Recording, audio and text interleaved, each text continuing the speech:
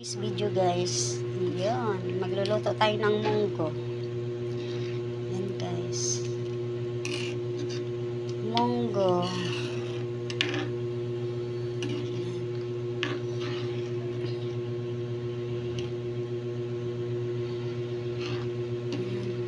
With pork, munggo with pork at dilis na maliliit.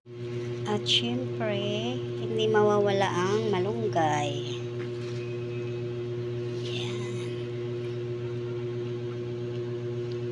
Yan. Kailangan lagyan ng malunggay para masustansya. At lalagyan ko rin ng saluyot. Ayan. Daming sahog ng gulay ko guys. Daming sahog ng munggo.